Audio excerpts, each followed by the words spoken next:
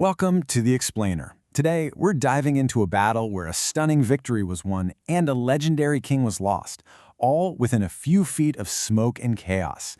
This is the story of Lützen, one of the most important and tragic clashes of the 30 Years' War. I was the king of Sweden. Think about that.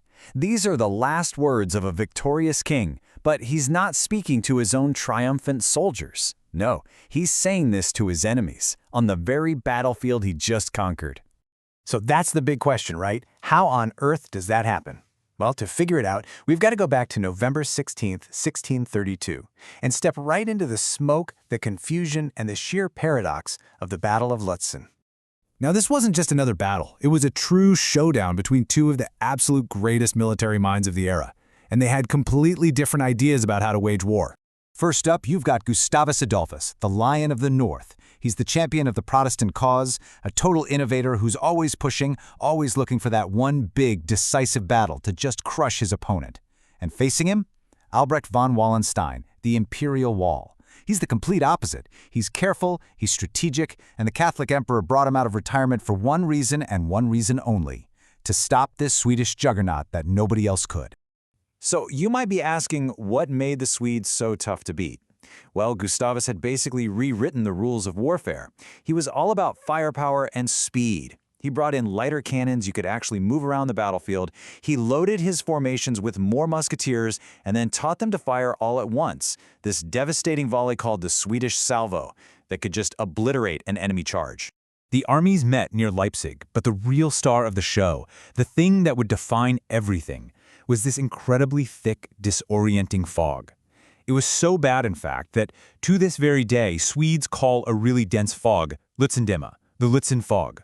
And what's amazing is that centuries later, the ground itself is telling us the story. Modern archaeology lets us map out the fight with unbelievable accuracy. Just look at this. We can see the exact spots where the cannons were set up, blasting away at each other from only about 980 meters apart, completely blind in the fog. This map, though, this is where you can feel the violence. Every single one of those dots is a musket ball they dug out of the ground. And see the dark brown ones? Those are the ones that hit something, or someone, hard. That dense cluster right there, that's the ghost of a brutal, face-to-face firefight where two sides stood their ground and just hammered each other. And nowhere was that violence more concentrated than with Sweden's absolute best troops. We're talking about the legendary Yellow Brigade, a unit full of grizzled veterans who had seen it all. Their signature move was to march into the smoke and bait the enemy into shooting too early. It was a great tactic, but this time, it went horribly wrong. You see, the Imperial troops on the other side were veterans too. They held their nerve. They waited, and they waited.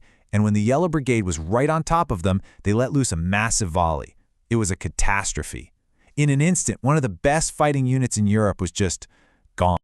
And this slide is where the archaeology just blows your mind. For centuries, historians thought the Swedish attack on this part of the line just fizzled out.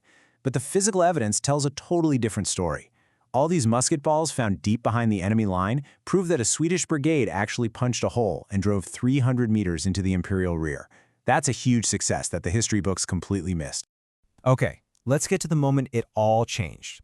The battle is raging, his troops are pushing forward, victory looks like it's within reach.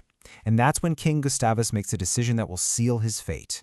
The king sees part of his line is in trouble, so he does what he always does. He personally leads a cavalry charge to fix it. But it all goes wrong, and fast. Around 1245, he gets separated from his men in that thick, soupy fog. He's also really nearsighted. He basically blunders right into an enemy unit, and within 15 minutes, it's over. The leader of the entire Protestant cause is shot, surrounded, and killed. But here's the unbelievable irony. The Imperial general who led that very charge, Count Pappenheim, the guy Wallenstein desperately called in to save the day, he was also mortally wounded in the exact same chaotic fight. So in a matter of minutes, both sides were suddenly reeling. So, imagine this. The king's horse, riderless and bleeding, gallops out of the fog. The Swedish army now knows their king is dead. They could break, they could run, but they don't. Instead, their grief turns into pure fury. Their new commander, Duke Bernhard, channels that rage and orders one last, vengeful assault. As darkness started to fall, the battle didn't end with some glorious final clash. It just fizzled out. Both armies were completely battered, bloody, and exhausted. They just couldn't fight anymore. Wallenstein pulled his army back in the dark, leaving the Swedes holding the field. So technically, it was a Swedish victory. But look at the price. An estimated 6,000 casualties. They had won, but the cost was absolutely devastating. And that brings us to this term right here, a Pyrrhic victory.